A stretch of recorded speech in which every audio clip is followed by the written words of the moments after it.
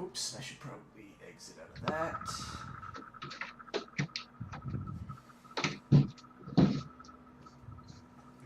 Get into what I'm going to be drawing for the stream. Hooray! Okay.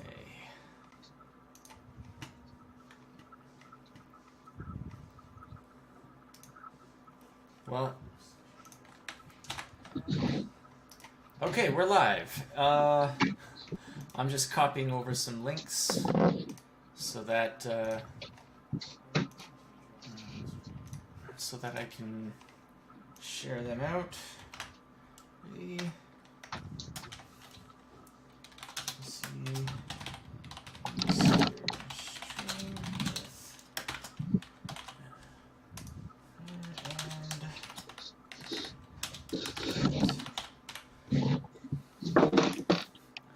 Excuse all the noise, everybody. That's Troy just getting his stuff together. Yeah, sorry. It's all good. All right, I tagged you guys both in the Twitter with the stream stuff there. Looks like we're live. Going live soon. Got it retweeted. Facebook automatically deletes all streams that don't go live within 10 minutes of the schedule. Okay, so I gotta press go live on that as well.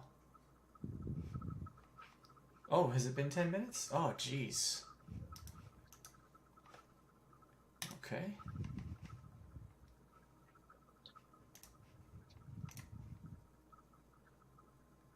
We might have fucked something up. Live now. Changes. Go live. So sorry for the wait if there's anybody already here. I'm just trying out a few new things. Trying to do one of those simultaneous casts so that we'll be on Facebook, or we're live on Facebook as well as on YouTube.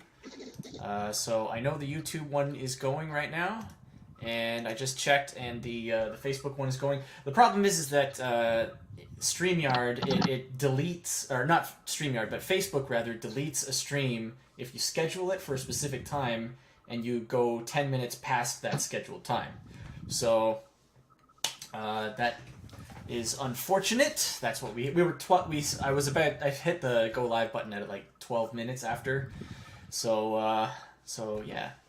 So anyway, welcome to the Indiesphere. We're having a relaxed, just chilling stream. We're gonna draw with myself on the iPad here.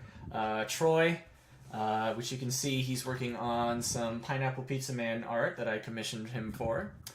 And he is currently doing commissions, so if you want something awesome drawn, go check that out. You can find him on Twitter at MRMVQBoy.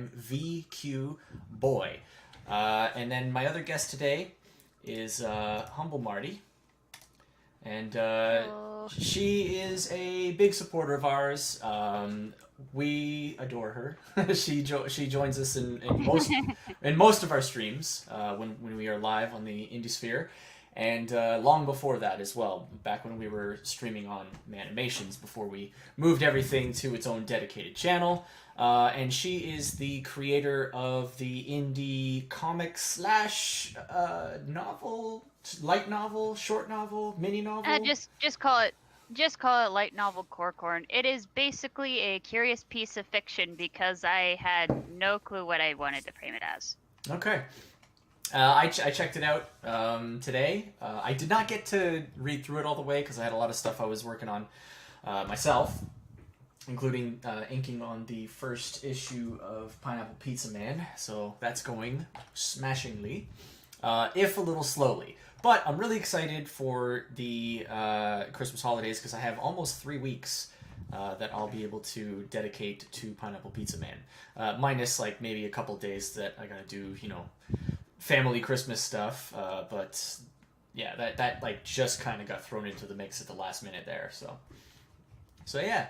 How are you doing, Marty? And also, can you tell us a little bit about your new the comic Corkhorn, which there is a link in the description to her light novel for Corkhorn if anybody wants to check it out.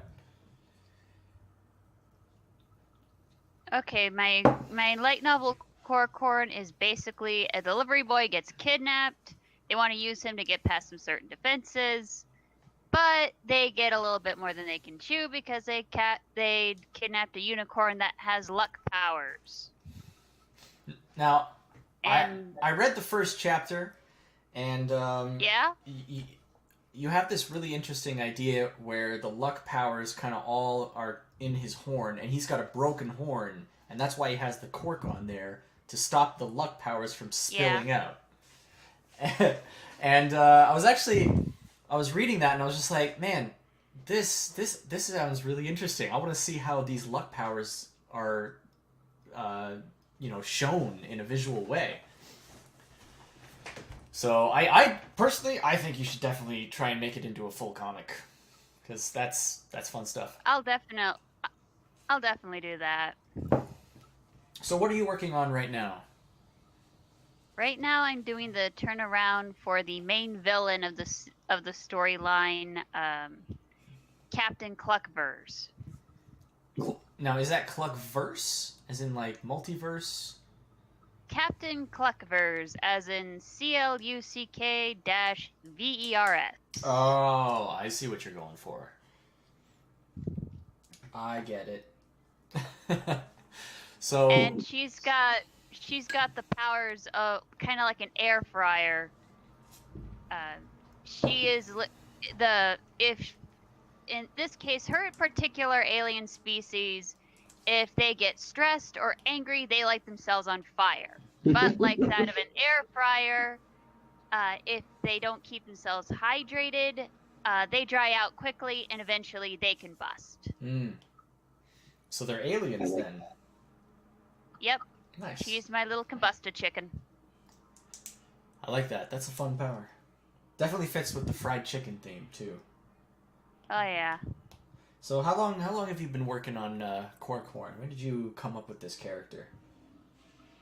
I had been I had been working with Corkhorn off and on for like a couple of years. Used to run around on 4 legs instead of 2. Nice. And over times when I was getting into like the indie comics and stuff, he gone from being like something I'd use for like a YouTube avatar to, I don't know, he just became like his own thing. I guess were people like saying like, oh, this character's cute, are you going to do anything with him? Something like that? Kind of. It also got to the point where I don't know, it's like all the stuff that I'd seen happening with mainstream media. I kind of got bored of it and was like, you know what, I could do that and probably entertain other people along the way. So that's where I decided, you know what, I'll take this guy and do something with him. Nice. It's definitely a fun idea. I really like the simplicity of just like, oh, he's got the cork on his horn. Why is that? Oh, because if it doesn't, then he has like all these powers kind of like leak and spill out of him, with reckless abandon, and who knows what's gonna happen. Because I thought that was a really fun idea where he's got like he's got good and bad luck. It's not just like something that's always going to be positive for him, but like it's you never know. Is it going to be something lucky? Is it going to be something unlucky? So that creates a lot of fun opportunities. Yeah, I can't guarantee if he was alone in a room together. Friendly fire is something that the crew will end up dealing with a lot. Nice. Now, I gotta ask, does he have any control over the luck powers, or is it really just like completely chaotic if it gets out? He's got that cork is just an on and off switch. Okay. He could take the cork off, walk into a room by himself full of booby traps, and anything that tries to harm him just gets returned to sender. The only downside is some of those senders ended up being friends. Okay. That's good. Yeah, I can see a lot of potential for that. So, what are you working on right now, Mr. Mr. Torres. I am working on, well, when I opened up my commissions, you were actually the first person to commission me. I mean, and I've been slowly working on your piece because it's one of the really, really big kind of, it's a variant cover for your outing, for your first outing book. So right now I'm just really doing all of my primary shading. Sometimes when I do like really big elaborate pieces, I like to do all the shading beforehand. So essentially right now I'm looking to make this a black and white piece. That's cool. So that I can start layering color over. That sounds awesome. Yeah, I'm having a lot of fun. That's why I'm kind of quiet too, because I'm kind of into it. Nice. Maybe we So could sorry about that. hear that, everybody. Whoever is listening right now, if there's anybody listening right now, I forgot to put up the chat so I can see. Let me see here. Okay. All right. Well, there's nobody talking anyway. But, yeah, we have got a variant cover in the works for Pineapple Pizza Man by Troy Torres. So I'm super excited about that. As soon as I saw that you opened up the commissions, I was just like, oh, hell yes. I gotta get one. Because money's tight right now, so... That it is, friend. That it is. That sale was just like, oh, serendipitous. So, we're working on getting a Patreon set up for Science Wizard Comics, and hopefully we'll be able to do. I'm hoping we can do something similar to like what Rags does, where they'll have special variants each month for the people that are patrons. I like that stuff. Don't know if it's gonna be super viable financially. I have no idea how we're going to organize things and how it's going to all work. Because it's kind of like a set rate for the Patreon tiers. So, but then you got like if people are coming from different areas, like if they're from Canada or the States or Switzerland or what have you, like it can have all kinds of different effects on the costs, like shipping and whatnot. So I'm trying to be a little more careful with it than we were with the Indiegogo page. What's all the ruckus? Who's doing that? That's not me. That would be the dog. Oh. That would be me. Where where Slick Jimmy usually has a cat that gets in his face, I have a dog that likes to play with bottles downstairs. Ah, I gotcha.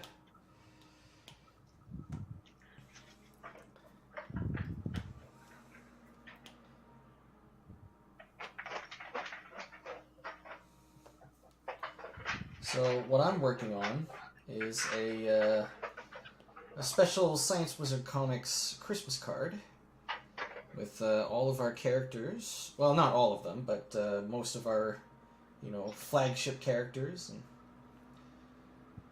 I think it's a lot of fun. It's the first picture that has been a full collaboration between myself, Troy, and Smackin Kraken.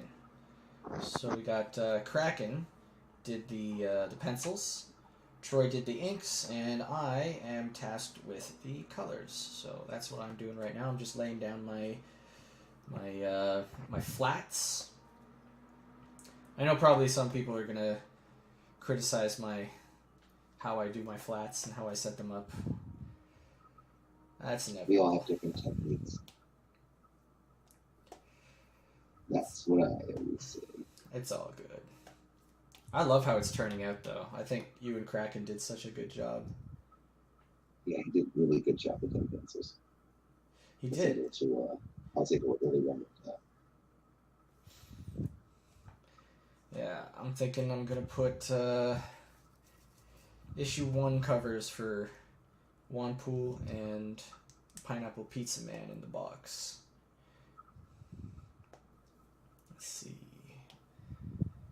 Next up, the Ches.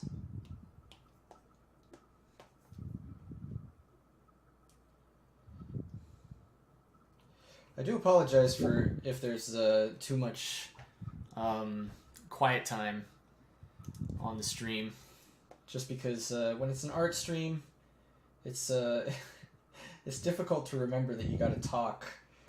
You know, it is true. So, what's new with everybody? Well, I'm actually going to be going to see family this Christmas. Originally, I was not, going to be able to because of the cost. But one of my siblings' wife offered me and my fiance a ride back to town. So we're going to be able to do that. So that's nice. I'll be able to get to see family this year. Oh, very nice, very nice. Yeah, it doesn't hurt. It's very nice of you. Wholesome stuff, you know. But other than that, I've just been working my butt off on my day job. I'm on a new show, and you know how it be. You getting used to the new style of the new show, and learning all the rules by trial and error. Lots of error. I can only imagine. But I'm getting there. I'll get it. It's funny, I've been shifted to like several different shows this year. Like it's interesting for me because like normally I've been on like one show and all the way to the end of that show's kind of conclusion, if you will, and then I'd get moved to another show. But like this year, it's just been one show after the other after the other. I kind of got taken by one project because they needed like a small group of people to handle what do you call it? I'm trying to think of the word. Edits. Revisions. Yeah, so I was doing a lot of revision stuff for a little bit there. That was interesting. I enjoyed that project that I was on. That's fun. Coming soon to theaters, if theaters ever open again. Oh man, I kind of miss theaters. You wish they would open? I haven't been to a theater in a while. Yeah. I also would like to go back to the theaters. I miss going to the theater. You wouldn't think I would be like wanting to go back to theaters considering how much I bitch about them. So it's kind of bittersweet because I miss the theaters, but I do enjoy seeing Hollywood suffer. I do too, actually. It's quite cathartic. Because they they just keep making all the worst possible decisions and the most lazy decisions, especially when it comes to creative properties. They put no creativity into it. Everything's a remake or a reboot or a reimagining. Cough cough, Ghostbusters 2016. Yeah, some stuff is just kind of trash. It's funny because like a lot of the times you see like everybody like complaining about a particular movie or something, and you kind of expect it to be like entirely hyperbolic, and it's not nearly as bad as they say it is.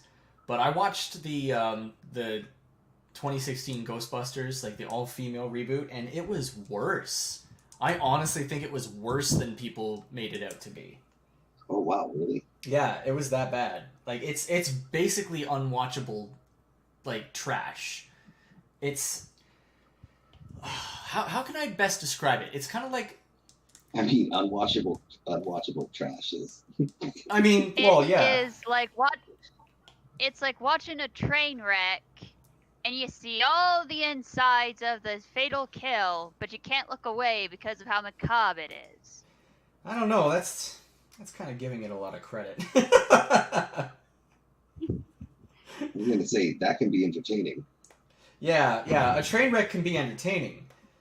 This can't. In a very disturbing way, but Exactly. Man, But yeah, like if you ever get the chance to see it, just don't. I probably wouldn't. It doesn't sound like a movie I would enjoy. Oh. I don't like those. It made all. It was one of those sissify all the guys. Yeah. Kind of movies. that too, because like it was very mean spirited towards men. Like if you're a man in this film, you are either stupid or evil. No in between at all. The saddest part is the only one I actually liked out of that movie happened to be the stupid one. Yeah, Chris Hemsworth. Yes, he was the only funny part of the movie. The other one, it was like, yeah. He genuinely was, even though he was literally a punching bag for all the other actors to take shots at. He ended up being the most likable, charming, and interesting character of the entire movie. Mm-hmm. That's pretty pathetic. It's like such a weird trend. The let's crap on guys. Yeah. I don't know. It's just, I don't know. It's a trend I hope dies soon, because I don't think it's supported by very many people. Like I don't. It's dying. Oh, sorry. No, go ahead. Yeah, I think it's dying with a slow. No, it's dying with a slow thunder. Yeah, I expect that, but man, they really are holding on to it as long as they possibly can. It's I don't know. It's weird to me. Because it's like if you're that angry of a person, should you be in charge of making comedies and movies that are supposed to make people feel better? Yeah, definitely not. What kills me is it's so mean-spirited. Can't we all just get along? You know, I'm that type. I'm the let's all get along type. Until you prove that we definitely can't get along. And I give everybody the benefit of the doubt. I think I try at least. Yeah, exactly. I try, but like there's definitely some lost causes. I've had several times in the last couple of years to prove that not everybody can get along. No, and at the same time, I really feel like it doesn't need to be that way. It's okay for people to not like each other. Yeah. I'm at that point now where I'm kind of, at ease with it. Like, it doesn't bother me as much as it used to. Because it did used to bother me. It did used to bother me quite a bit. Because I'm just like, oh, well, what? I mean, there's no reason we can't get along. Come on, let's try, right? But then you realize, like, oh, no, we can't. By God, let's just go our own separate ways. Right? Son of a gun, look at that. Look at that. Look at what? No, as in, like, look at that. We can't get along. Oh, well, we tried. Oh, yeah, exactly. I always try, but, like, man, sometimes it's just like, oh, nope, that's not happening. I'm sure you probably can think of, like, several of the examples that are going through my head right now. I mean, you've been present for quite a few of them. It can be trying sometimes. Hell yeah. I mean, that's why I tend to just kind of post art. Yeah. Because, you never know when you're going to meet the person who they want to be miserable and bring you into it. Ain't nobody got time for that. I really don't. And with all the things that I'm working on, whew, can't spend any time on that. I got too much. Yeah, I've been working on commissions a little over a week now. Yeah. I'm almost done with a couple, so I can move on to my last couple. Nice. But I've been trying to check through them.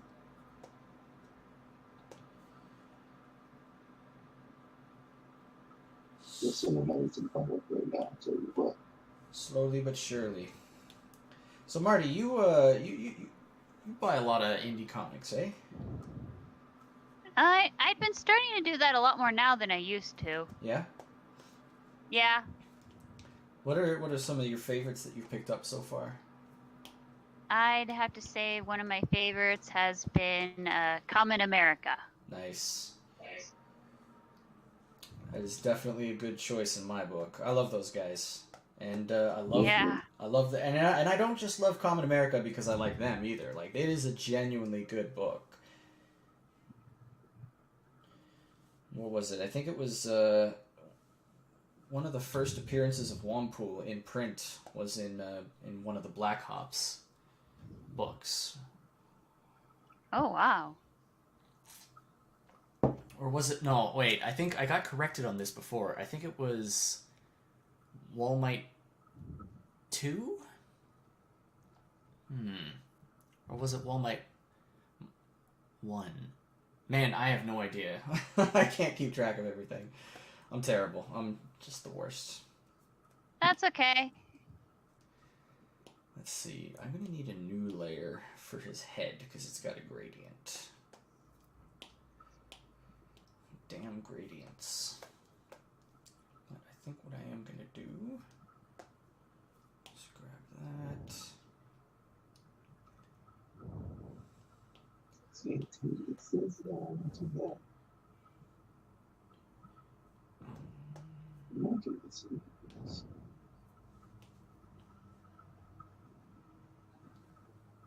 Wait a minute. Oh, wait, no. It's a nice piece of pizza. What was that? I said, this is a nice piece of pizza I'm making here. This is a nice pizza. Alright, here's what I'm going to do. Give him... Give him that.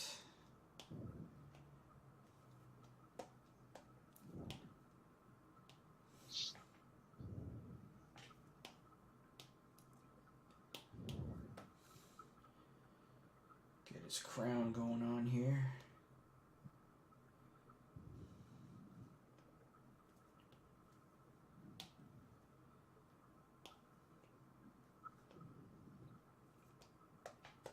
Nice, very nice. Very nice indeed. That's getting there. Oh, I was talking about myself. Well, I never. I need a. All right, I think we're going to take a quick second from drawing so that I can get to talking again. All right. Because I'm very focused into the drawing and I can't talk right now. So I got Cyberpunk. You got what? Great. It's not a dream game, but it's a great game. Like, I'm having fun with it so far. That's good, man. I saw Unvarnished was playing that too, so I'm glad you got that, because I know you were like super excited for that one. I was super excited, and I was bummed out because I just couldn't afford it at launch. But you know, I managed to finagle a couple of funds from here to there. Nice. And it's cool because I'll tell you what, the character creator wasn't as extensive as they made it out to seem, my opinion. No, but I mean, it's still a really good character creator. It's just not as extensive as I imagined it would be. Right. And it's funny because the way you pick your gender is through the voice. Really? So if you want to have male pronouns, you have to have the male voice. So I have essentially a man with smooth Marilyn Manson boobs. That looks like I'm saying, it's crazy, but he looks like a woman but speaks like a man, and everyone refers to him as a dude, and I'm like, that's pretty cool. Like nobody even like it's not even a big deal. And I'm like, yo, this is pretty cool, bro. Like, Wasn't that kind of like the whole point with Cyberpunk? Is it's just like nobody gives a shit about that stuff anymore. They're just like, oh, whatever. yeah. I mean, to me, I was kind of impressed by that because it was like, oh, look at that. Like people that I wouldn't, I don't know. I don't want to say the wrong thing, so I'll just say I was kind of pretty okay and happy with the fact that like, oh, so my dude just pretty much is a chick and no one cares, but has a dog. Doesn't. And that was even like the private part editors. I mean, I expected more out of them. I thought there was going to be more to them. Yeah, not to say it broke my immersion or anything like that. You know what I mean? At the same time, it wasn't that big of a deal. One of the things I don't get is games that have like extensive character creators, and then the entire game you're covered in armor, or extensive character creators, and then it's a first-person shooter. You know, like Cyberpunk. It's like you never see your character, so it's like, what was the point? Now it is first person, but pretty much anytime you get near a mirror, you can look in the mirror. Oh, okay. Well, there's that. And when when you do see yourself when you go to like the inventory menu. See, because the only games that I'm really familiar with that had like extensive character creators were Monster Hunter and like the Demon/Dark Souls series. And Demon Souls/Dark Souls is kind of like you're always in armor. You rarely ever see your face, so it's just kind of like, man, like what's the point of having a big old character creator for this? I always thought it was just really confusing. Actually, now, I mean, I guess Cyberpunk eventually is going to be multiplayer, so other people will see what you look like. Oh, it is? Which, I mean, is some kind of consolation. What are their plans for multiplayer? Have they mentioned that already? I have no idea. I'm getting this info from one of my boys that I know in real life, so it could be like not true at all. He's just saying it because he's hoping. Yeah. But I'm not the biggest multiplayer dude. Yeah. I tend to like to game on my own. I'm hoping that next year I'll be able to afford a PlayStation 5, because I really want to get the Demon Souls remake. I'm such a big Soulsborne player. I love those games. I try to play Bloodborne, but I couldn't. It's not a me type of game. Those games. No, you're a running gunner. I don't know. It's just I've never been I need to go for the hardest thing I can get. Like I got to admit, I kind of like a mix of enjoying the game and being challenged by the game. Right. I will say I slightly like more of a challenge than just enjoying. But like games like those, it's one of those like, oh, dude. Like if I'm getting this frustrated, it just isn't fun, and it's okay to not be good at it. For me, I've actually had very few times where the game was so difficult that I was frustrated with it. Like they always have like some way that you can kind of get through something without pulling your hair out. You know what I mean? Yeah. I feel like it's kind of been like the actual difficulty of it has sort of been like misrepresented, because it's mostly like terribly untalented like games journalists that don't know how to play video games that review them. I want to be a games journalist. I don't know if you might be too good at playing video games to be a games journalist. I would just pretend I was I was thinking about that. Like I want to start writing articles and just like make it up and just sit there and make it up. Oh, okay. Yeah, that sounds games journalisty. You know, and just sit there and like, oh, here's the real reason why you should hate this game, and 15 others. And just, go at it. At least just for fun. Anybody that likes this game hates raccoons because reasons. I don't get if you don't like games, just don't do this. Yeah. Like, Blows my mind. It seems so counterproductive too. Like you could be doing anything with your time that you actually enjoy, but you choose to do it on something that you despise. Like, Well, I mean, I guess it's easy to get into, and it's always done as like a stepping stone. Like they're not really wanting to be game journalists. They just want to get picked up somewhere else, but they need the chops of having written and done all this other stuff. right. If you ask me. Sort of like mainstream comics nowadays. This is really just like that hopeful stepping stone to Hollywood. Pretty much. I've seen that a lot, actually. And it's like, oh, finally, like my graphic novel and or comic got picked up by Hollywood, so now I've made it. And that's... I honestly don't want to go to Hollywood because most of their adaptations right now are trash. That's my thoughts on it, too. Yeah, they'll destroy anything they get their hands on. Yeah, I saw somebody who... it wasn't Hollywood, per se, but... I can't remember who it was, but they were saying that like somebody had approached them, you know, because they wanted to publish their work, and then but they wanted to change like some of the Tom and Artie, that was it. Yeah, they wanted to they change like fundamental aspects of it, you know, to fit whatever demographic that they wanted to go for, and he was just like, no, get out of here. So gotta respect people who just like tell them to like take a hike when they try to change their vision like that, because man, you got to stay true to your vision. And that's one of the things, like if you are creating something because you like it, like it's probably going to resonate with somebody, it's gonna work out.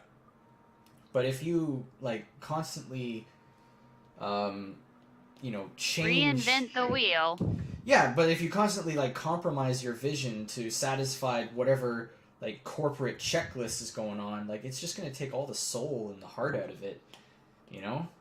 Like say, you know, you're gonna do a Corkhorn movie, and they're like, okay, we want to do Corkhorn, but can we change him into like a panda? Because people like pandas better. Oh, yeah. Oh yeah, I could see it now. Let's turn him into a lesbian and have face puffs and voiced by a black woman of color in a wheelchair. Because that broken horn is a disability. Oh, can we not say, like, he's disabled? Because that's, like, hits bitch, okay? Oh my god. Or like Pineapple Pizza Man, like, you know? Okay, not everybody likes pineapple, so can we put, like, some other toppings on him so that he's not Pineapple Pizza Man? Like, I mean, he could still be Pineapple Pizza Man, but we gotta, like, have a diversity of toppings. Like, no, but I think I wanna... Oh, sorry. No, you're okay. You go ahead. I think I wanna do, like, YA books, because I think I can do them better. But, like, actually make good ones. Whoa. Are you crazy? Good ones? How are you even gonna do that? Is that possible? The Porson trilogy happened to be pretty good. Which one? Porson. It's basically a necromancer trilogy. Oh. Sweet. So you've basically got people with bayonets fighting the undead. That could work. But my point really, at the end of the day, is just like, if you stay true to your vision and you make what you want to make, like, it's going to resonate with somebody. Because there's going to be people out there who, you know, are into that thing just like you are, you know? I wish more people would say, like, take a hike when people try to make those changes, but there's so many people who are just, like, blinded by the dollar, you know? Well, I'm just disappointed, because it's like, you're not making good versions of these stories, so you're making the idea of these stories sound bad. Yeah. And it's not because the ideas are bad, it's that you're not good at it. So, like, you could have a story about the kid of a superhero that really isn't happy because they're nothing like the superhero, and have it actually come out good, where in the end, the superhero and the child bond and are closer. Because that's what people really want to see. Yep. But you know how that, I know the one you're talking about too. The I'm not Starfire. I'm not talking about anything in particular. No, but in regards to that one though, I can tell you exactly how it's going to end. It's going to be that she gets validated by everybody at the end, and she was right and her mom was wrong, and she gets praised endlessly.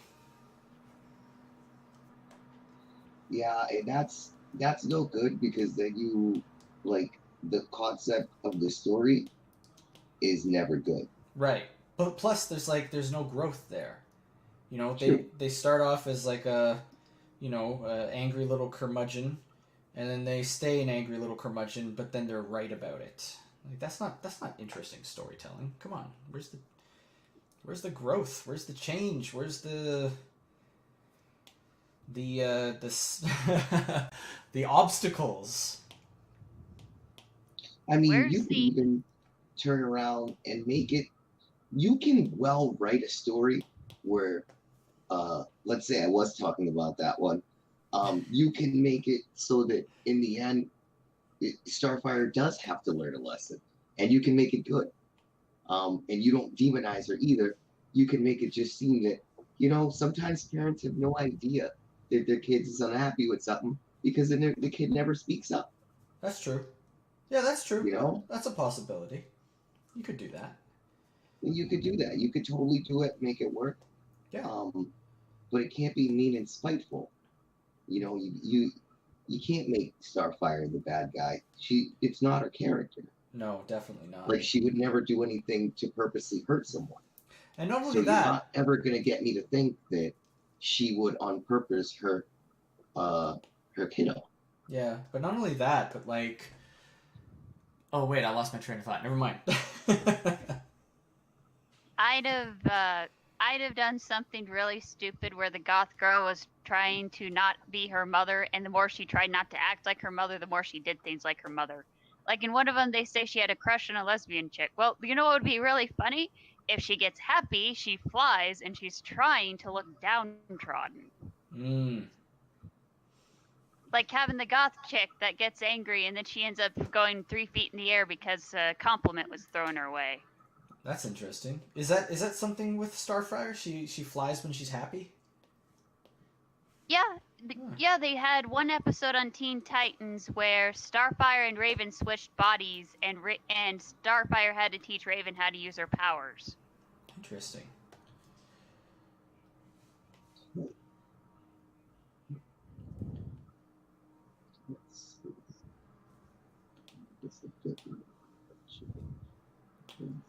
So what are you playing any games these days, Marty?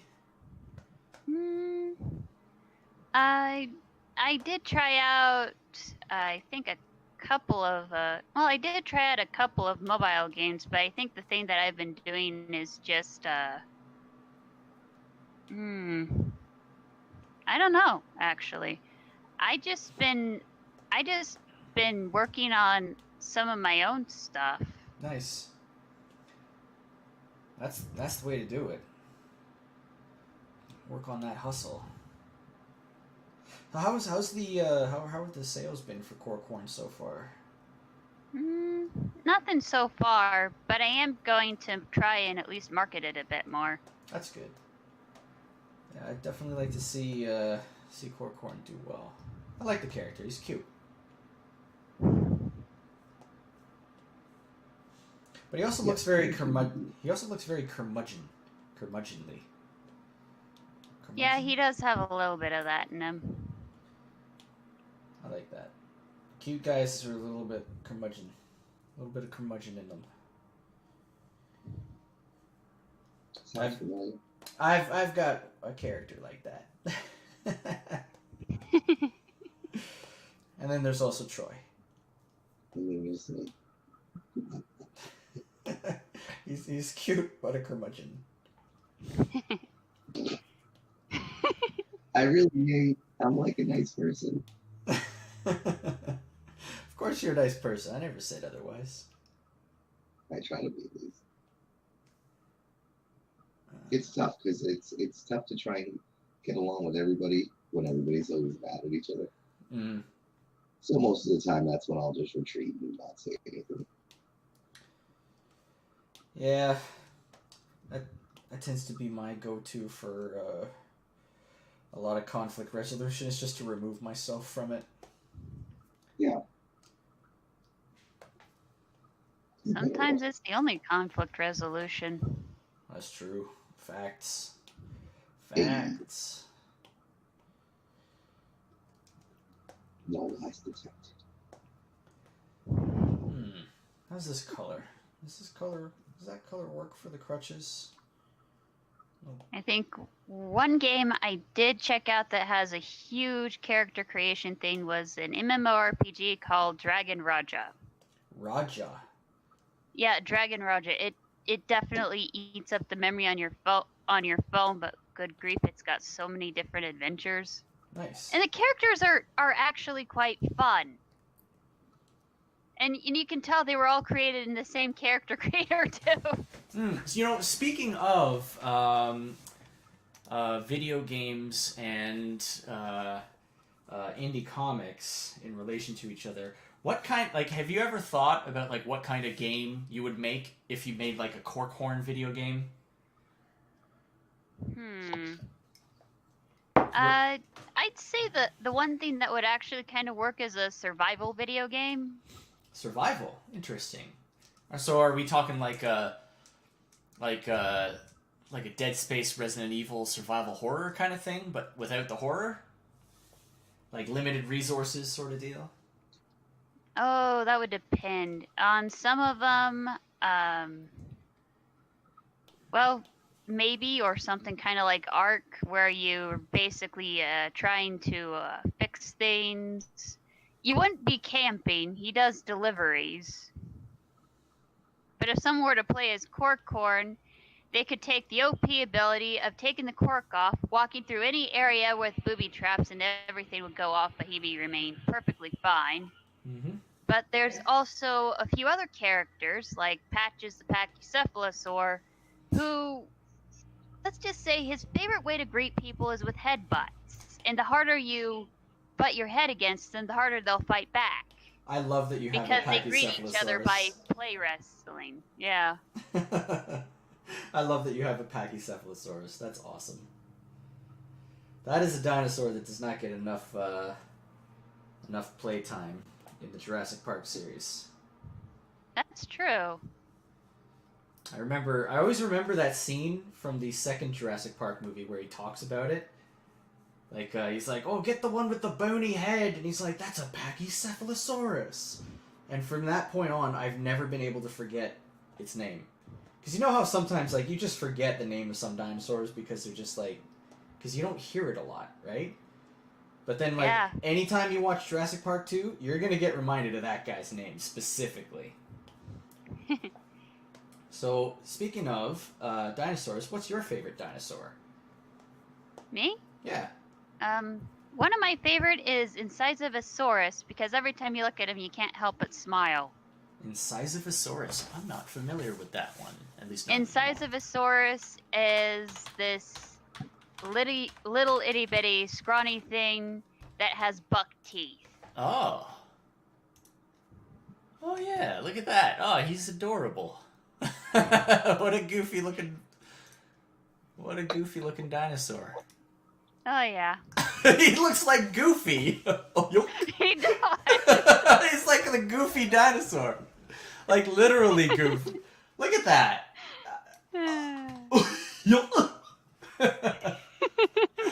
That's so good. What about you? What about you, Troy? Favorite dinosaur? Go.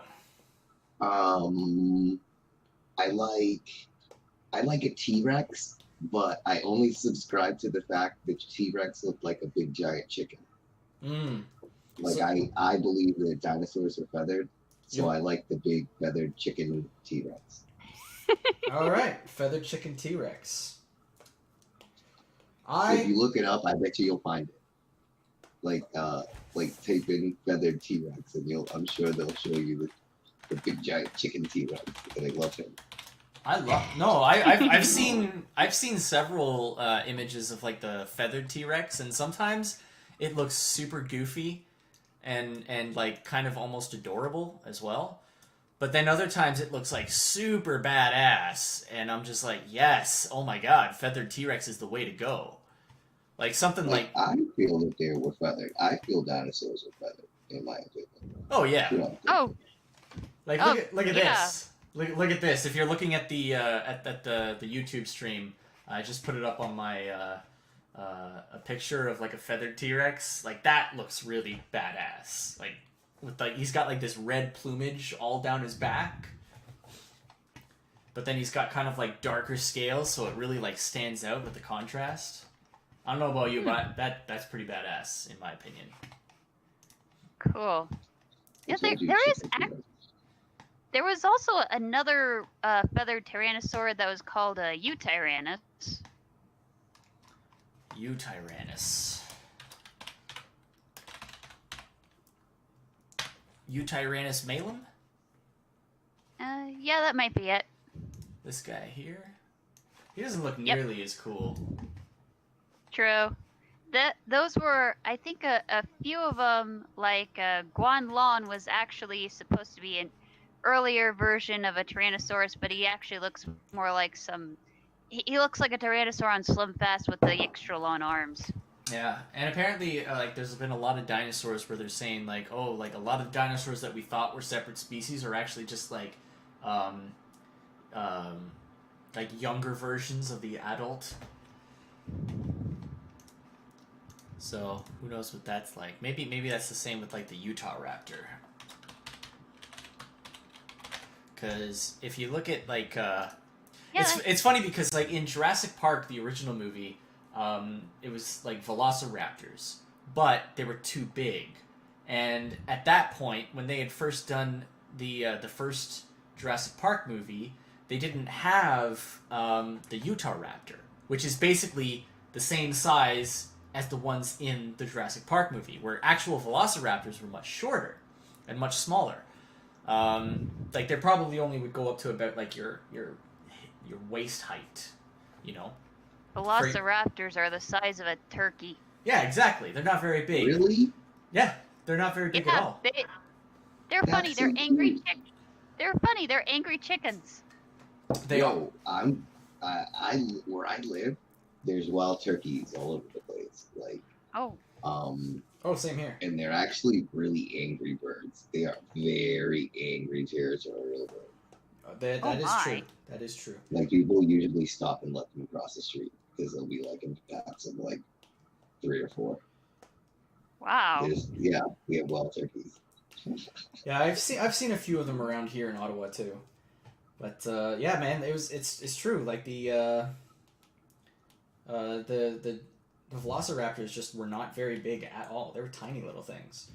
But they used the velociraptors for the movie, you know, and then changed them to that size so that they can have like the people in the suits, right? Because they were in suits for any of the live action stuff. It was people in suits. Yeah, it was people in suits.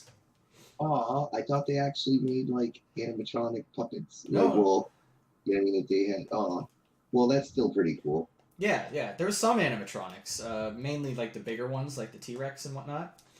But the Velociraptors were mostly men in suits, and that's why they were so much bigger than the real Velociraptors, because they needed to be able to fit somebody in the suit. And but like the Utah Raptor was not discovered at this point. And then later on down the road, they discovered the Utah Raptor, and the Utah Raptor is basically the same size as the raptors in the Jurassic Park movie. So had they just like waited like, I don't know, like 10 years down the road, they could have just said, oh, it's Utah Raptors, right? Yeah.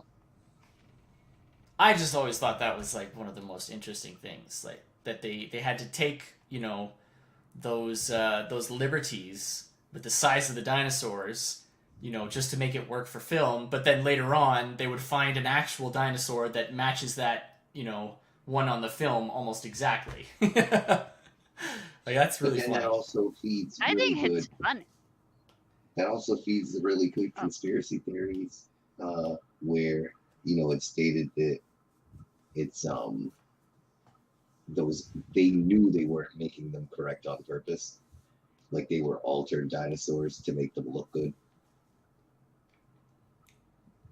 What, like like the real dinosaurs, like altering like So the theory would go, that the reason they were calling those velociraptors was because they were like genetically altered to be bigger, so they looked cooler. Okay. You know what I mean?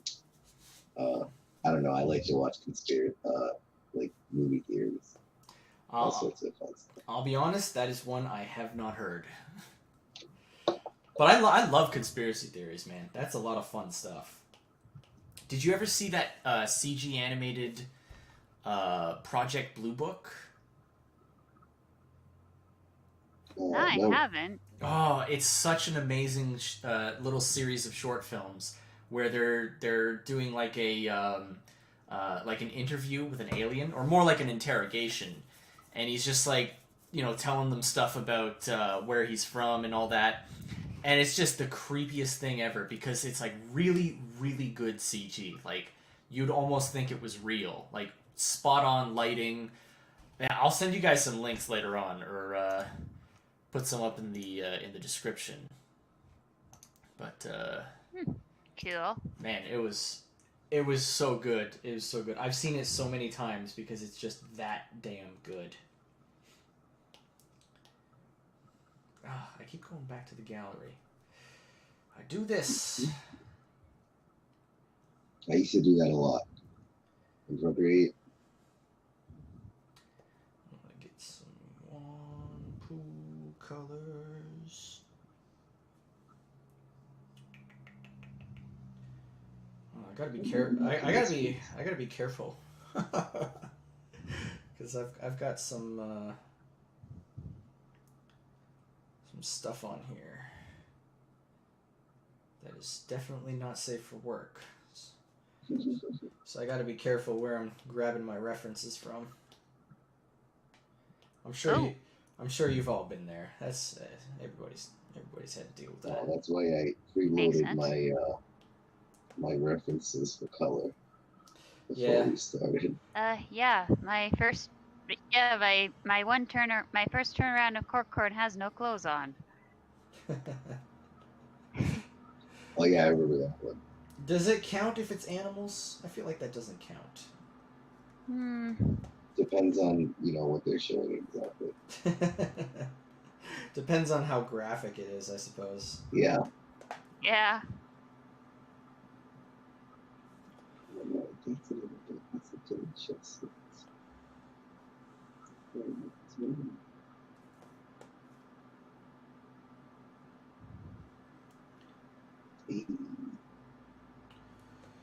Flatten up the fat man. Not gonna lie, I like the way I color. You like the way I color? That's why I like the way I color.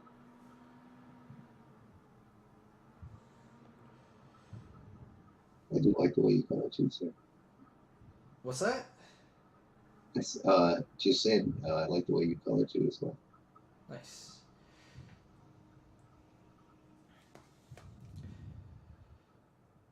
Yeah, I gotta get myself warmed up for the Pineapple Pizza Man colors. Cause I'm kind of just going like straight to like doing lines, then straight to colors with like no in between.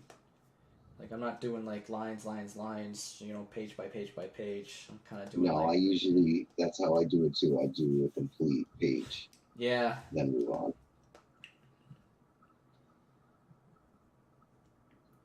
Yeah. I say I can't. I want to just get it finished, you know, before I move on to the next piece. Don't want to be moving backwards. I smell what you're cooking. I see what you're throwing down. I'm picking it up because I think it's cool.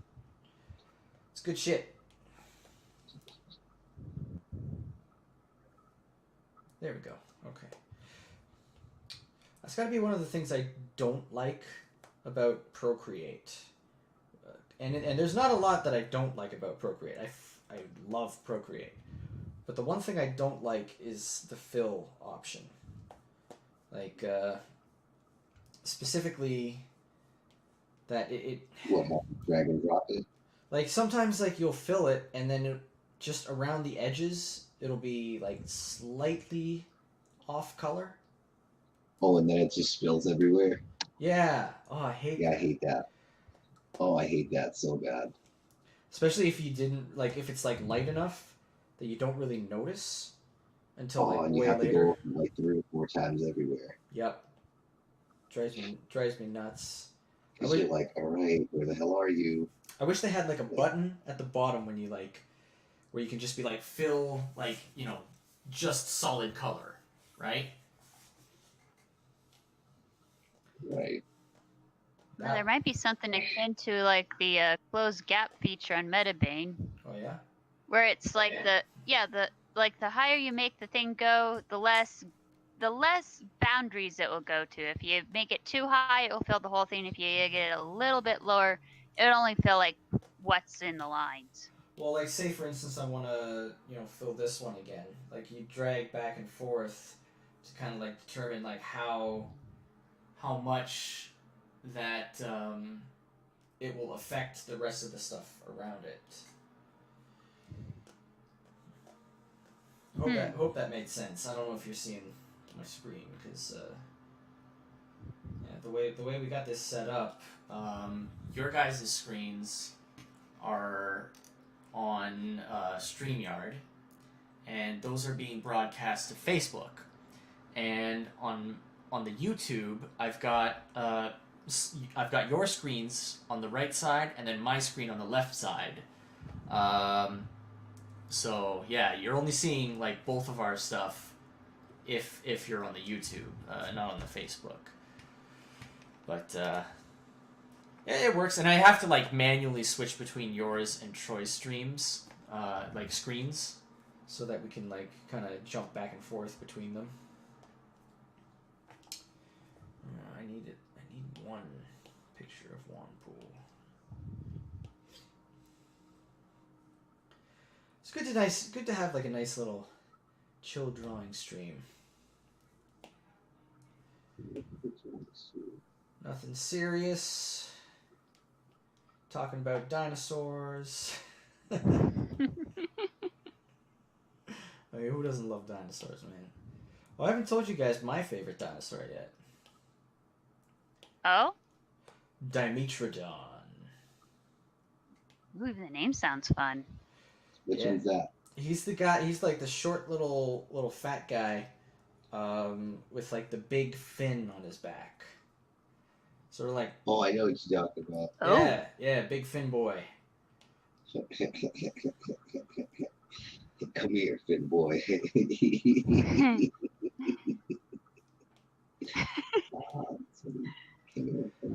I'm missing the joke here. What? No, I don't know. I just thought it was silly. But I've always liked Dimetrodon. Kind of the my second favorite would probably be Ankylosaurus.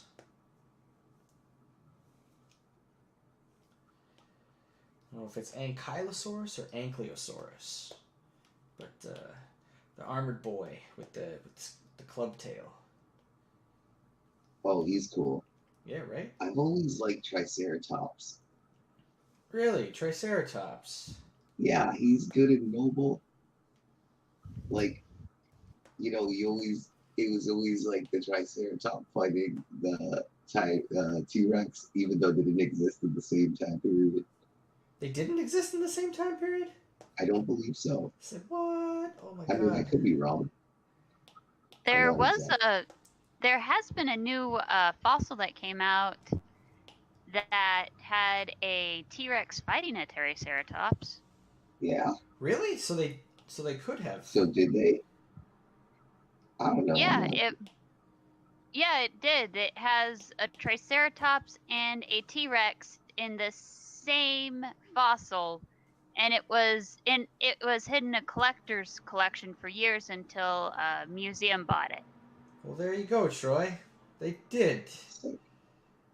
And I got the information from the Ben G. Thomas channel. They do 7 days of science.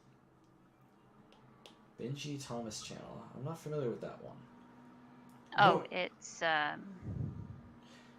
You know, it's a really fun channel that I really like on YouTube that goes over like a lot of dinosaur stuff. Is Trey the Explainer? oh yeah, he's pretty good too. I highly recommend. Maybe I've seen him. I highly recommend that channel. He's really good. Goes over a lot of like conspiracy theory cryptid stuff too, like Mothman and all those other ones. Bigfoot. There we go. I feel like flats is like the most time-consuming portion of doing your colors. You know what I mean? I mean, I flat things as I go. Like when I flat, then I go right into shading, or you know what I mean, layering and whatnot. So I don't flat everything. I flat everything. I always do that first because I don't want to go back to flatting, you know, after I'm finished, because I don't like flatting. Not a fan. I do it. I don't know. I do it in steps. I do it in blocks of colors or like specific colors at a time. I have a system in how I do it. Our systems are at odds. Yes, they are, but that's okay. That is okay. That is more than okay. That's fine. I block off starting with the biggest color going to the smallest. Right now I'm kind of blocking by character because when I go into like the shading and highlights and stuff, I want to be able to select each character independently. Yeah. Especially when you've got like a lot of characters close together, it's nice to do because then when you're figuring out a lot of the shading and whatnot, it can help. It can help. I find so anyway. I mean, you know, everyone's different, so. Cool.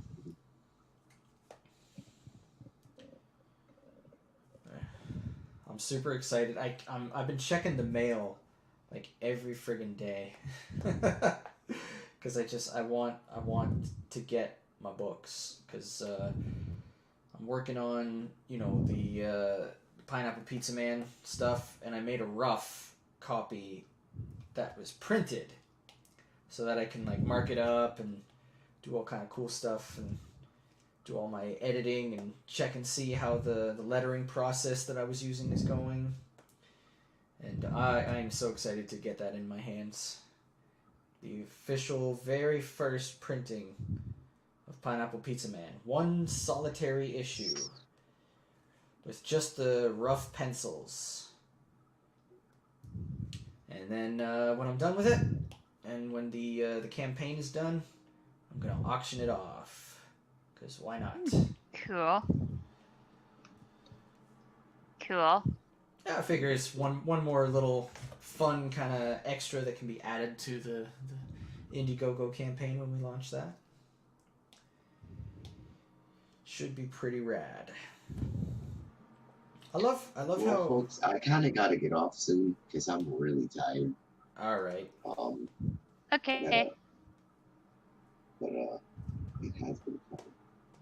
Well, thanks for coming, Troy. And we'll probably keep at it for a little bit longer. I want to hopefully get through the flats for the characters at least. And All right, you two, you have a wonderful chat. Oh! Before you go, I gotta show you something. I don't know if you saw this. I posted it on my timeline, but I just found out about this. Unfortunately, it didn't make its funding goal, but I just found out about this today. There was a Kickstarter for an Uncle Ruckus movie, like a live-action Uncle Ruckus movie. No way. And they've got the voice actor for Uncle Ruckus, like who he actually does kind of look a lot like him, like dressed up. Yeah, I've seen him. And I've seen him dressed up. It's so good, like it's perfect. And unfortunately, it didn't reach its goal. They wanted $200,000. They got 129, so they were like almost there. But man, I'm so sad about that because like this is right up my alley. I would love to see a live action Uncle Ruckus movie. I think it'd be hilarious. That's gold, right? That would be really, really that was a really funny cartoon that I really don't think I don't know. It was a really funny cartoon. I miss it. Well, of all the side characters from the Boondocks, I think Uncle Ruckus is definitely the one that would make an interesting like spin-off live-action movie, like the most interesting spin-off live-action movie. Just like the very concept of him is just so funny, so perfect. But yeah, I just wanted to leave you with that because I thought you would appreciate that. We're both fans of the Boondocks series, so yeah. It was a great series. It is. And sadly, we just didn't know about it. I definitely would have. I probably would have helped to try and get it going. I would have supported it. There was one backer that had pretty much basically threw in a new car for that one because it had already 3/4 of its funding, but it was missing the last bit of it. And we're like, wow, that was a super fan right there. Yeah, no kidding. There's also there was 3 backers that pledged $10,000. They had a $10,000 tier. That is crazy. A $5,000 tier, $2,500. Like they had basically every possible amount of money that you could pledge towards this movie available. Like that's crazy. I feel like they probably could have gone even more. They probably could have had like a $20,000 tier. You know, why not? Become like a proper producer or something like that. I don't know. But man, I kind of wish that had reached its goal, and I hope that they do it again. I hope that they give it another shot, because I'll be actually keeping an eye out for something like that. So much potential. Well, all right, guys. It has been an awesome blast, and thank you for having me on. Of course, you're always welcome. And make sure, everybody, if you are watching, that you go and follow Troy on Twitter. That's at MRMV as in Victor Q Boy, at MRMVQ Boy. And keep an eye out for what he's got going on. He's got many, many projects in the works. All right, guys. Thank you. All right. No problem. Have a good You're night. welcome. Have a good night. You too. Take care. All right. I keep having to start up my screen again because I put other stuff up there and then I lose it. All right. I'm back. I'm back with the art.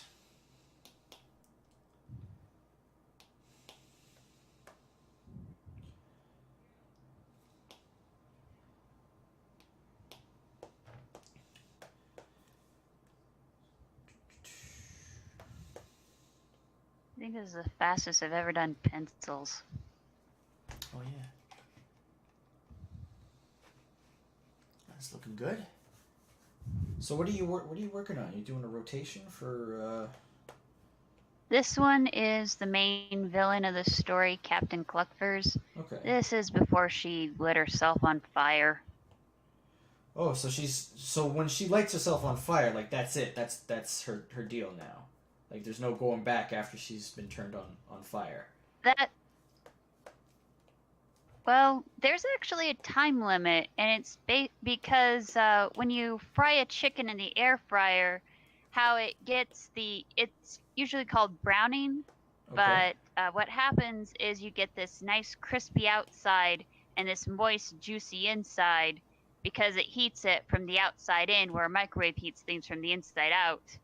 And it also dries it up, too. That's also how you can catch an air fryer on fire if it dries up too fast. Oh. I did not know that about air fryers. I set an air fryer on fire. That's how I found out. Nice. Trial and error. Yeah. I actually have an air fryer coming to me soon. I've never had an air fryer before, but my workplace, they usually have like a yearly what do you call it, Christmas party, and unfortunately, obviously, because of all the shenanigans going on right now, they weren't able to do it this year. So instead they just did like this little thing where everybody gets to kind of pick a gift from like a list online, and then they can get that sent to them. So one of the options was an air fryer, and it's sort of one of those all-in-one sort of air fryers. So it's got all these other options and stuff for it too. And one of the ones that I'm really excited about is the rotisserie. They got a rotisserie in it. Oh wow! Yeah, that is one fancy air fryer. That's what I'm talking about. I love a good rotisserie chicken, and I actually looked up some reviews specifically of the rotisserie option on this air fryer, all-in-one. Yeah. And they were just like, okay, the rotisserie works perfectly. It makes like the perfect fried or rotisserie chicken. I'm just like, okay, sold. That's all. That's all I needed to hear. We doing this. I like to cook, so. That's awesome. I don't know about you, but I love to cook. I cook for my family. Yeah, I cook for my fiance. Sweet. And for me, mostly for me. She's kind of like an afterthought. I mean, it's like, okay, you can have some food, begrudgingly. I'm joking. Yeah, I help my mom with her daycare, and I cook the meals. Oh, daycare. That's she's like, also like her official job is like doing daycare. Yeah, she is, and she has been kind of like the kid whisperer. When the parents have something happen to their kid, they ask, "What do you do with this?" And she basically tells them. Oh, okay. I mean, she's been doing it for like 20 years, so it's like, yeah, that's when you've been around that long, and yeah, you end up being kind of the go-to baby whisperer. Nice. So she is quite accomplished in her field. Yep. It's always good to have. The I imagine things haven't been like easy with like childcare stuff with the pandemic. No, it has not. In fact, I think a few of the parents, I guess when you end up basically doing homeschool and trying to do office at the same time, yeah, that ends up being a pain in the butt. Yeah, I can definitely see how. I mean, I have a hard time like staying focused with my work when working from home as it is. You know, add kids into the mix, I can imagine that's quite the conundrum, as it were. Yep.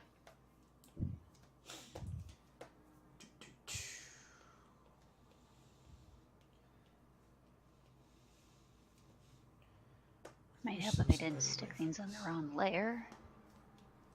Oh, I hate when that happens. And it happens so often. It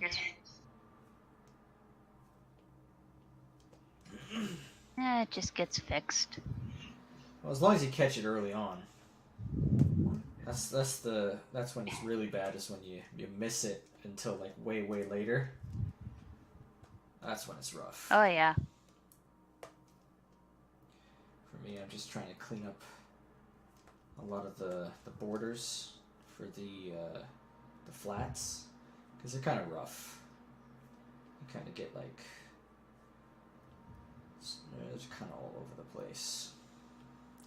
I found that if you take the anti-alias off on the brush and then just go around the edges, it would take care of the outside, and then the inside you just paint it in. Oh no! It's not that. It's more like because like I have the anti-alias off. Like I'm just using like a very blocky brush, but yeah, you always get like some areas where it's just you get like how do I explain this? This is tough to explain. Do you do the paint bucket and then you just got all those little dots to take care of? No, not really. I honestly have no idea how to explain this. That's okay.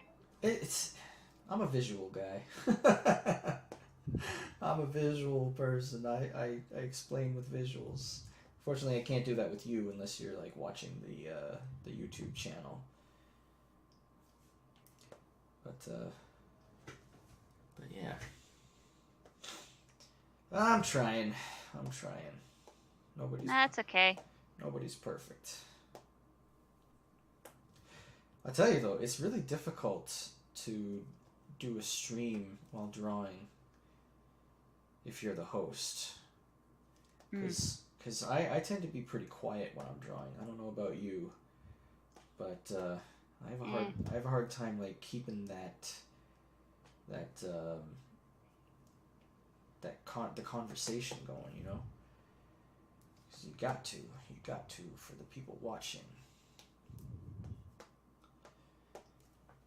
But it is quite a challenge. It's kind of like you know, the whole patting your head while rubbing your stomach. Trying to pat your head and rub your stomach at the same time. Yeah, exactly. It's a lot like that. Because my mind is on the art, right? Because I'm thinking like, oh, what do I gotta do? I gotta fill this and draw that and do this line here and that line there. And but then that's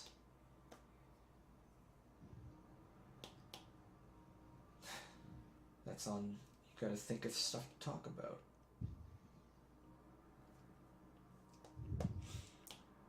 So I hope it's not boring for people. I know people have like very strong opinions on the ins and outs of streaming. I guess that's why some people end up playing music during some streams. Yeah, that's true. I feel like I should do that. I can do that. I just don't know what kind of music I should put on there. I usually go for the royalty-free stuff. Naturally. But I'll actually look into that for the next draw stream, so we have at least like some kind of sound when we have those moments of dead air where we're focusing on art and thinking about our art. Because I mean, Yep. that should be the primary focus of a draw stream is the art that you're working on the draw stream. True. But you know, the people want more. They want that expert commentary. I mean, I can't really claim to be an expert on anything, but some commentary, as it were. Who knows? I've watched one YouTube channel. It's called Gray Still Plays, and one of his biggest things is breaking games. Breaking them? Yeah, he's played a tavern game, and he basically do stuff that would probably make the health inspector kind of scream if it were real, but it's not. Oh, okay. He's also done like the Sims 4 games, and I think the latest one he decided to do impossible challenges in Grand Theft Auto 5. Huh. Yeah, I watch a lot of like when it comes to YouTube, I watch a lot of the political conversations and stuff like that. I know that's not interesting to a lot of people, but it's just what's on YouTube, you know? Like there's actually not a lot of non-political content in the grand scheme of things, you know what I mean? Like that's true. They've really disincentivized a lot of non-political content for political content because, you know, back in the day, YouTube was like primarily a lot of art stuff, a lot of animation, a lot of, you know, shorts and skits and people like being creative and funny. And now it's like they've either disincentivized things through, you know, algorithmic changes or banned things because of like content that they deem as like, oh, not part of our brand or whatever. That it's just like all the creative stuff is gone, you know? I'd seen most of the creative stuff go to like BitChute. Yeah, or and what was that one other one?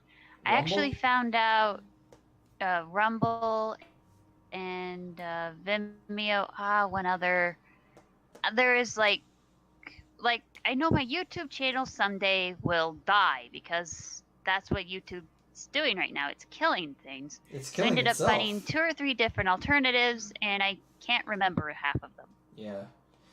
Yeah, eventually there's going to be an alternative to YouTube that will like just completely replace it outright. And we're really just like waiting essentially right now to see which one that will be. And then at that point, I think, the creative stuff will come back, because finally they'll be like, okay, we're not going to do the same thing as YouTube. We're not going to disincentivize creativity, and art and fun stuff. Because as soon as you start saying like, oh, like the things we're going to incentivize are going to be the length of the videos, like that basically cuts out animation altogether, because animation tends to be it tends to be short because animation's such a lot of work. It's such a huge amount of work that you can't survive on YouTube if you're doing we have to do 8 hours of content if we want to, make payroll this month. It's like, we can't do that. You spend 8 hours of work on an animation, you'll probably get like 1 second if you're really, really fast and really, really good. It's a ton of work. It's a ton of work. Yeah, it's definitely a lot of crunch. Oh yeah, big time. But I tried to do that stuff. I did some animation recently. We did some stuff with Pineapple Pizza Man. That was fun. I know Smackin Kraken had actually dubbed one of my comic strips, and I'm going to see if I could turn that into another video. What did he do with your comic scripts? One of my comic strips, the one that has Corkhorn basically throwing down a giant carafe and saying, "Fill her up." He did a small bit of it, and it's like, you know what, I might take that and make it into a video. What do you mean, did a small bit of it? It's he dubbed the comic strips. He had one of those Twitter things going saying, "I'll do stuff for free," so I just stuck my comic out there because I knew you liked it, and then he voiced it, and I was like, cool. Nice. Yeah, I didn't even know he did that. Kraken, what's wrong with you? Tell me this stuff. Jeez, I'm an animator. Maybe we could work something out. Yeah, no, we were talking about that earlier among the crew. Stuff like we could possibly do some animated content and do some cross promotion with some indie voice actors and see about getting some of that stuff going. We could do some animated comic panels, put those together and then have those for Kickstarters and Indiegogos, and then make sure to shout out the voice actors and whatnot, so there's a little cross promotion there. And vice versa, they can use our clips for their demo reels and be like, hey, go check out their comics. Could be pretty good. I think that would work. Yep. Let me see. I need Chicken Warrior colors. Oh man,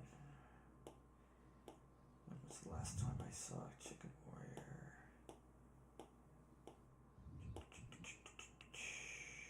That'll do, donkey. That'll do.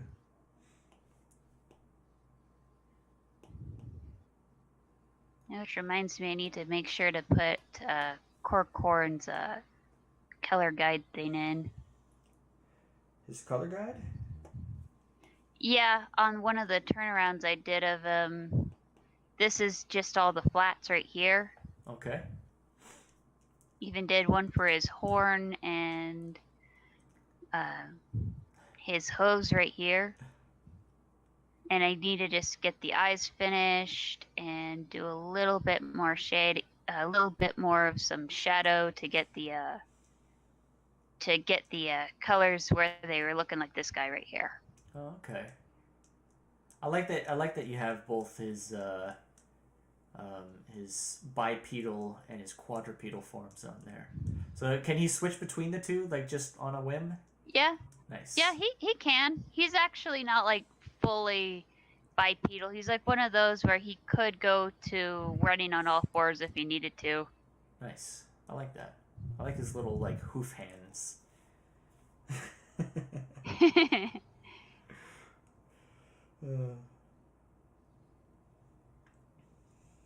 Yeah, the one part that's science fiction here is I had to really figure out how to make the, I guess, make some of the anthropomorphism a little bit scientific. Oh yeah. Because it's sci-fi. There's not really a suspension of disbelief when you're reading it out of a book. True. But also, like, I mean, if it's sci-fi, you kind of expect that it'll be somewhat believable, too. True.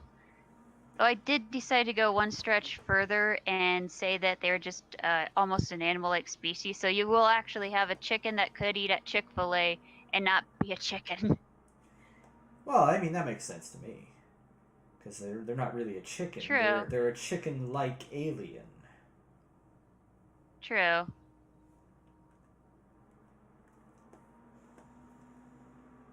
The part that makes it funny to me is it would actually freak out the PTA. PETA. Yeah. Yeah, what doesn't freak them out? I just think they're bad people.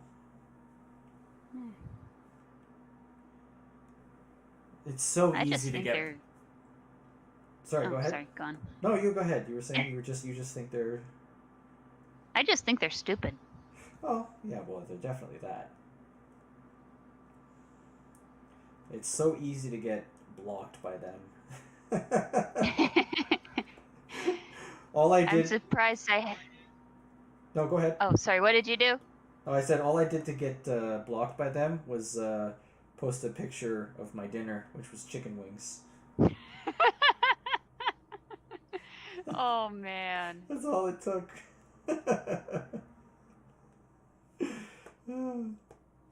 Cracks me up. I think the one person I got blocked from almost immediately was when they did Signal Boost Sunday, and I promoted a bunch of Comic Skate stuff. Oh, was that Heather Antos? Yeah, that was Heather Antos. She was doing Signal Boost Sunday. Yeah, I remember. She's that. like, post whatever, and I did one of my web comics I hadn't updated in forever. Brutus the Badass, which happened to be a very bloody book, and Which I'm also in. Yep, that book turns out to be really good, and of course, Richard C. Myers thing, and there's oh crud, she doesn't like Comic Skate stuff, and then blocked. So forever on her timeline out there is a little tweet featuring Jawbreakers. Nice. Way down the line. Yeah, what did you think of Jawbreakers? Did you read that? I think the artwork's amazing.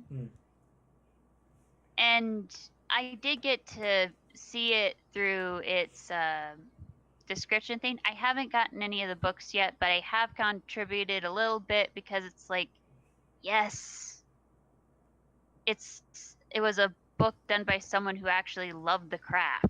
Right. Oh boy, that's getting rarer and rarer to find. True. I wasn't big on Jawbreakers. I thought it was just okay. I really wanted to like it, but just didn't. That's okay. Didn't hit all the notes that I was hoping for. That's not to say it's bad or anything. I think it's all right. That's okay. Well, for me, Brutus the Badass hit more of the notes for me. Oh yeah?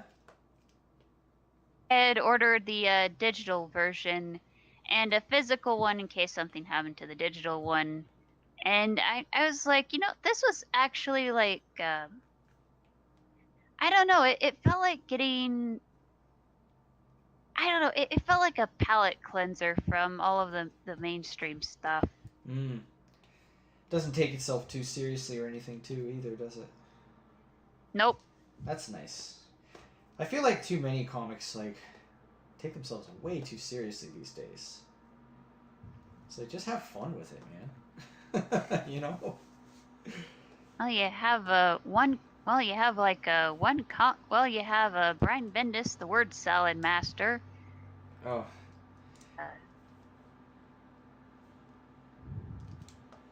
Eric Larson, he's something of his own, and then I don't know, whatever Valiant Comics became. Didn't they die again? I can't remember. Oh, wait, no. I'm thinking of something else. Valiant's the ones that do Bloodshot and Exo Man-O-War and stuff like that, right? Yeah, I think so. Yeah. Yeah. I've never actually read any of their comics. Neither have I, but I just kind of liked some of their artwork. I just kind of when I found out what happened at Marvel and stuff, I was like, you know what? Maybe it's time to look for something that would be a bit of a better alternative. Yeah. And one of the ones I was looking at was Valiant Comics for a while. I liked. I always liked the idea of Bloodshot, and the only thing of Valiant's I've ever actually seen was the movie Bloodshot with Vin Diesel. That's my only introduction to Valiant Comics has been that movie. And you know what? It was a good movie. I liked it. It was actually a lot of fun. That's cool. It got a lot of flack from people though. There's a lot of people who was just like, this movie's terrible. But... you get that every once in a while. I mean, one of my guilty pleasures happened to be Ghost Rider starring Nicolas Cage. The first one or the second one, though? The first one. I have the first one on DVD. Nice. I didn't see the second one. I actually just watched the second one again recently, and it was kind of, not great. It was not great at all. But I'm fine with guilty pleasures. I have plenty of my own. That is a fact. I'm trying to think of what guilty pleasure movie I have that people might find objectionable. I can't really think of anything that would be particularly... I can think of many things that I don't like that a lot of people will probably be like, how dare you not like that? Like what, like Harry Potter? No, I thought Harry Potter was fine. It was alright. But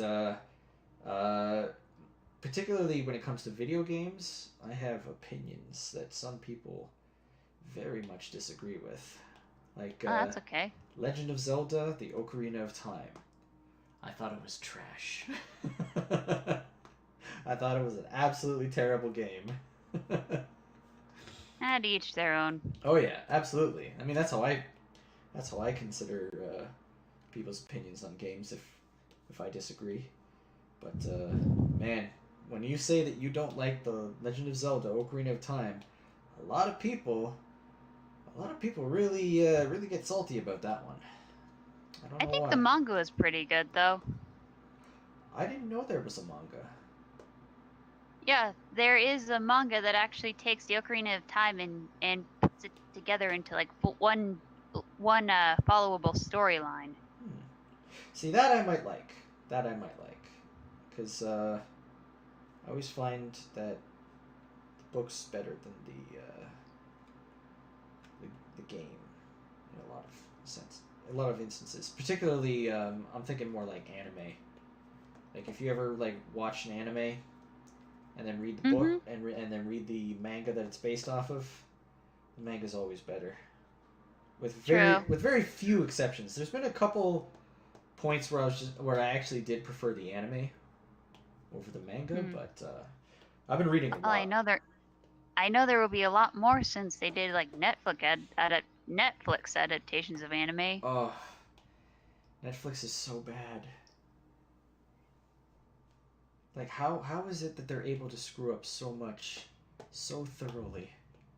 Like, what they did to the live action Death Note was unreal. I watched it recently. I was just like, how did they get this so wrong? Like, this is as wrong as it possibly could have been. Like, they just completely missed the point. The one I didn't get excited over, and I was like, why, was when they decided to do a live action of Cowboy Bebop. Oh. And they were like, oh, let's have him cuss more often. That sounds adult. It's like, dude, no. Let's have one of them be non-binary. And the one they choose to represent the non-binary person was someone who had literally gotten mutilated misgendered by mutilation, basically. What? Well, I don't know. I never got very far into the series. But there was one guy, Gurren, they decided to make him a non-binary guy, but he's really more like what Cyberpunk 2077 is. Oh. He happened to be a dude with breasts, and they had this non-binary actor play him, so they decided to make the character non-binary, and then the actor is just like, I wonder how many cis heterosexual people I ticked off, and what he ended up doing was he ticked off a bunch of weebs, and they all named a whole bunch of non-binary characters that have been in anime for years. And then he deleted his tweet and pretended it didn't happen, but it's archived on the internet somewhere. So what? Oh, of course. What the real world forgets, the internet does not.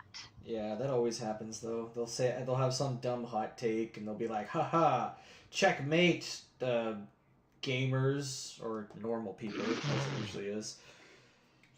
And then they'll be like, "Oh, they're proving me wrong. I better delete the tweet, because God forbid you ever be wrong." I think the only tweets I've ever deleted of mine have been ones that I just like had really bad typos. The ones I have deleted were ones I got wrong based on like factual evidence stuff. Though there's probably still a few out there that are still out there, but it's like, you know what, they're out there, who cares? Yeah, I'm fine if I'm wrong with something. I've been wrong plenty of times. It's not so bad to be wrong. Sometimes you're wrong, so be it. I think the one who would have the Guinness Book of World Records for the most deleted tweets would probably be someone like Anita Sarkeesian. Oof, let's not bring that up. Oh. I don't want to deal with that. She's sort of like the Voldemort of this channel. Oh, sorry about that. No worries. Yeah, I tend to like the people who are malicious and angry and tend to do things like just for the attention, you know? I don't like to give them the attention that they crave, you know what I mean? Okay, yeah, I get it. Sorry about that. No worries. It happens. But yeah, like I tend to avoid that just for that reason. It's all good though. You didn't know, so that's fine. But yeah, I don't mind being wrong. That's just my thing. If I'm wrong, I'm wrong, and it'll be on the internet forever that I was wrong.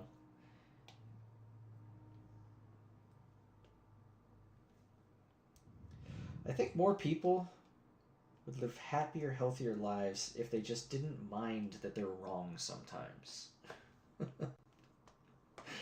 When did it become such a bad thing to be wrong about something?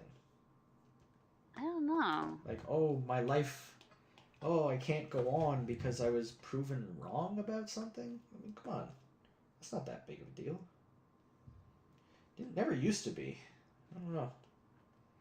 The internet has really changed a lot of things in a very short period of time. True.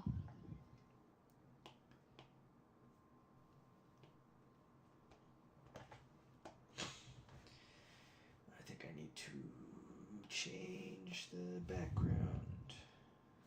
So how long did you want to go on this? I'm thinking I'm getting kind of tired and hungry. You know what? That's okay. We can wrap it up right now if you want. We could. Unless you wanted to keep going. I'm okay with that. Nah, I'm good. Alright. We haven't been super chatty, so it's probably boring for anybody watching. I apologize for that. That's okay.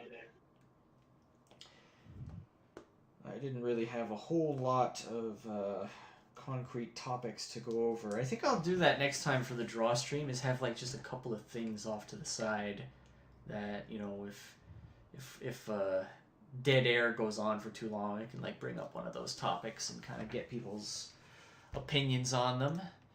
But either way, we got some drawing. Yeah, we might done. do something like. Yeah, we might do something like scenes from a hat. yeah, just like comic topics or something to do with art and movies and dinosaurs. Yeah, I might do another. I might do an illustration of Patches. He's actually pretty fun to draw. Which one's Patches? Patches is the Pachycephalosaur pirate. Oh right, yeah. I want to see what that guy looks like. He sounds fun. I like Pachycephalosaurs. Don't see too many characters of that, but yeah, another time. Yeah, I'll see about getting him onto Twitter sometime. Awesome. All right, well, I guess that's going to do well, it I'll for see you now. So thank you anybody who stopped by or anybody that's watching the stream after the fact. I am Josh the Amazing Animator. You can find me on Twitter at JoshAnimator. This is Humble Marty. Thank you very much for coming on, Humble Marty. You can find her at Twitter on Twitter at Humble Marty. And be sure to check out the Adventures of Corkhorn. There's a link to her Teespring store for that, so you can check that out down below. And yeah, thank you everyone and anyone who came by to see us draw. And thank you very much for coming on, Humble Marty. Hopefully we can have you on again. Okay, thank you. And we'll hopefully have more topics and more people to keep the chat going. Okay, well, see you.